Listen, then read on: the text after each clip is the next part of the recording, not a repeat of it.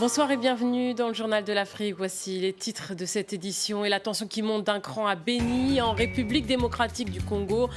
Les manifestations qui font suite au massacre de dimanche ont fait un mort et plusieurs blessés. Les habitants accusent le gouvernement congolais de ne pas les protéger. Riek Machar, invité à se mettre à l'écart de la vie politique sud-soudanaise, c'est en tout cas le message envoyé du vice-président qui vient de le succéder. Et puis retour triomphal d'Inès Boubakri à Tunis. Une semaine après son exploit au Brésil, l'escrimeuse a remporté une médaille de bronze historique aux Jeux Olympiques de Rio. Une personne a donc été tuée par balle à Béni, en République démocratique du Congo, lors d'une manifestation contre le gouvernement. Des manifestants qui accusent les autorités de ne pas les protéger. Ils voulaient également marquer la fin du deuil national après le massacre de dimanche dernier. Précision à Kinshasa de notre correspondant Thomas Nicolon.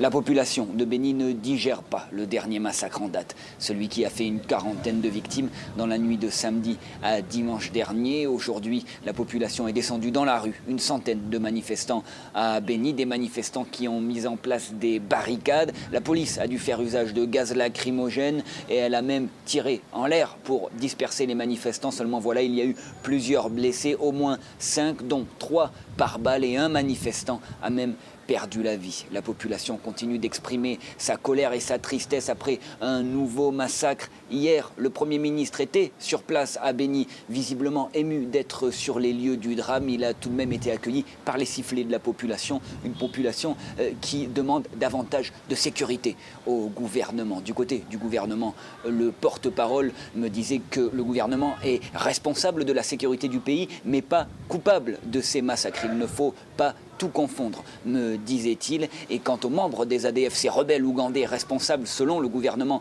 de tous ces massacres, eh bien, plusieurs sont en prison à Kinshasa ici, d'autres sont à Béni et ils devraient être jugés dès samedi. Au Mali également, une manifestation a dégénéré, bilan un mort et plusieurs blessés lors d'un rassemblement à Bamako contre l'arrestation d'un chroniqueur radio. Mohamed Youssouf Batili, dit Rasbat, est dépeint comme un animateur polémique. Il s'en est pris récemment à l'armée malienne et avait lancé un appel via les réseaux sociaux pour venir le soutenir. C'est devant le tribunal de la capitale malienne que des affrontements ont éclaté entre jeunes et forces de l'ordre. Au Zimbabwe, les appels à la démission de Robert Mugabe sont de plus en plus insistants. Nouvelle manifestation ce mercredi à Harare pour demander le départ du président. La police a dispersé une centaine de personnes à coups de gaz lacrymogène. Personnes qui manifestent notamment contre la politique économique de celui qui dirige le pays depuis 36 ans. En signe de protestation, ils ont brûlé des billets zimbabwéens. Nous voulons donner un conseil au gouvernement du président Mugabe. Nous n'accepterons pas ces billets d'obligation. Le message est clair, Robert Mugabe doit démissionner et ouvrir la voie à une nouvelle impulsion dans le pays. Je vais vous dire ce qui va se passer. Nous, le peuple, nous allons reprendre en main le pays. Nous utiliserons les voies constitutionnelles pour mettre fin à la folie qui touche ce gouvernement. Au Soudan du Sud, cette mise en garde du nouveau vice-président, il a invité son prédécesseur, qui n'est autre que Riek Machar, à s'éloigner de la politique jusqu'en 2018. Il a aussi annoncé que les soldats fidèles à l'opposition seraient intégrés dans l'armée. Les précisions de Nicolas Germain.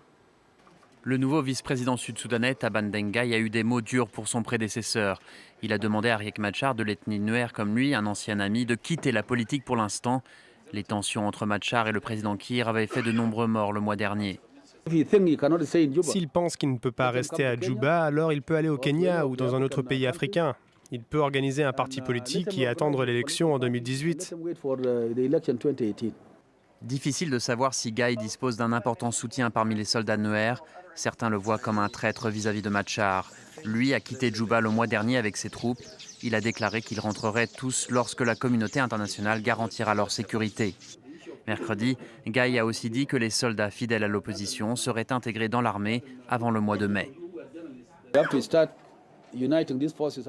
Ces forces doivent s'unir à partir de maintenant. Nous avons commencé à leur renvoyer des fournitures pour qu'elles s'unissent le plus vite possible. C'est un exploit car vous le savez, ce qui a provoqué la crise, c'est l'existence d'armées parallèles dans ce pays. L'armée a été très critiquée pour son rôle lors des violences du mois dernier à Djouba. Ces soldats auraient notamment tué un journaliste et violé des femmes dans un hôtel. Cette semaine, Ban Ki-moon a annoncé qu'il lançait une enquête car des casques bleus sont accusés d'avoir failli à leur mission lors de l'attaque de l'hôtel. Dans le reste de l'actualité du continent, ce léger recul des forces pro-gouvernementales libyennes à Sirte en Libye. L'organisation de l'État islamique a perpétré 9 attentats suicides dans la seule journée de mardi. Des combats avec les forces pro-gouvernementales libyennes qui ont fait au moins 9 morts et 82 blessés. En Afrique du Sud, les principaux partis d'opposition devraient s'unir ce week-end pour empêcher l'élection d'un maire issu de l'ANC à Pretoria et Johannesburg, deux villes clés. Le parti au pouvoir, fondé par Nelson Mandela, a perdu sa majorité absolue lors des élections municipales ce mois-ci.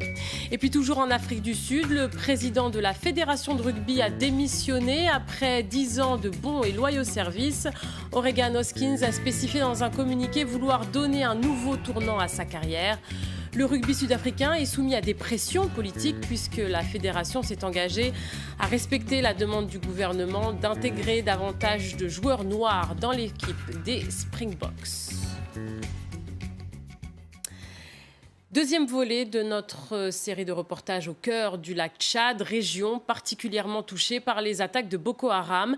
Dans cette zone, le Tchad est en première ligne de la lutte contre le groupe terroriste et les autorités tchadiennes ont aussi pris en charge l'évacuation des populations attaquées. Des centaines de milliers de personnes ont été déplacées. Notre reporter Julie Dungeloff s'est rendue au Tchad, dans la région de Bol, dans l'un de ses camps de déplacés. Des centaines d'îlots étendus sur 4 pays. Nigeria, Cameroun, Niger, Tchad. Autant de villages de pêcheurs soumis depuis 3 ans à la menace de Boko Haram. Nous sommes au Tchad, où des dizaines de milliers de personnes ont dû fuir les pillages, les viols, la mort. Plusieurs centaines sont réfugiés ici à Bol depuis 1 an. Boko Haram est entré dans le village un mercredi, vers 2h du matin. Le jour où ils ont attaqué, j'étais malade, couchée. Une voisine m'a aidée à fuir. Nous sommes allés au lac, nous avons trouvé une pirogue, on a traversé. Ensuite, nous avons pris un chameau, nous sommes arrivés à Mehdi, un village qui se trouve à 17 km d'ici. Je suis là depuis 1 an, je ne peux pas travailler. Les histoires se ressemblent dans tout le camp. Une nuit, le groupe islamiste frappe. Le lendemain, le village n'existe plus. On ne s'attendait pas à ce que Boko Haram arrive un jour dans notre village. Il y a des gens qui disaient que ça allait arriver, mais nous, on n'y croyait pas. Pourtant, une nuit, ils sont venus, nous ont tiré dessus et ont tout détruit. Donc on est parti. Depuis, nous servons de main-d'œuvre dans la région. Nous allons labourer les champs des locaux et on reçoit un peu d'argent. Ça nous permet d'acheter à manger. Beaucoup de familles ne veulent plus rentrer chez elles. Elles craignent de nouvelles attaques. Les associations tentent de trouver des solutions pour leur permettre de redevenir autonomes. La première partie de notre travail a consisté à les aider en moyens d'existence, moyens de survie. Et maintenant, nous passons petit à petit à une aide centrée sur développer leurs moyens d'existence, dont leur faire accéder à des semences, à des activités agricoles ou un retour à leurs activités traditionnelles. Mais c'est difficile pour des raisons logistiques, des raisons climatiques et aussi des raisons financières. Selon l'ONU, près de 3 millions de personnes ont dû fuir leur village dans le bassin du lac Tchad. 9 millions nécessitent une assistance humanitaire. Et on en vient à faire le point sur le tableau olympique et ces 2 médailles d'or pour le Kenya. Le 3000 mètres steeple homme a été remporté par Conseslus Kipruto et Faith Kipyegon est arrivée première du 1500 mètres dames. Et à noter que l'Ivoirienne Marie-Josée Talou disputera la finale du 200 mètres cette nuit. Elle a remporté une médaille historique et fait la fierté de la Tunisie. Inès Boubakri a été la première escrimeuse africaine à monter sur un podium aux Jeux Olympiques. Elle est rentrée ce mercredi en Tunisie, sa médaille de bronze autour du cou avec un comité d'accueil plutôt fier. Monia Kassem. Drapeau tunisien à la main, à l'aéroport de Tunis, le comité d'accueil d'Inès Boubakri attend sa championne avec impatience. De retour de Rio, l'escrimeuse ramène dans son pays la médaille de bronze en fleuret individuel, la seule et unique médaille remportée jusqu'ici par la Tunisie aux Jeux Olympiques. La concurrence était rude, il y avait des Italiennes, des Russes. J'ai imposé mon jeu et j'ai voulu exister en tant que Tunisienne et ce n'était pas facile.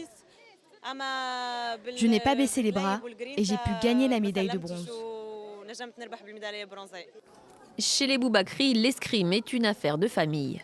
La championne est mariée au fleurettiste français Erwan Lepéchou, également médaillé au JO. Une passion pour l'épée qui lui a été transmise par sa mère, Enda Zawaouli, qui avait elle aussi représenté la Tunisie aux Jeux d'Atlanta en 1996. Nous n'allons pas nous arrêter là. Toute la famille est derrière elle. Et dans 4 ans, on se souviendra d'Inès lorsqu'elle décrochera la médaille d'or. En attendant les prochains JO en 2020 à Tokyo, la performance d'Inès Boubakri a été saluée par le ministre tunisien des Sports, mais aussi par tout son pays. Et c'est la fin de cette édition africaine. Restez sur France 24. Paris Direct continue avec Pierrick Laurent. Je vous retrouve dans 45 minutes pour un nouveau journal.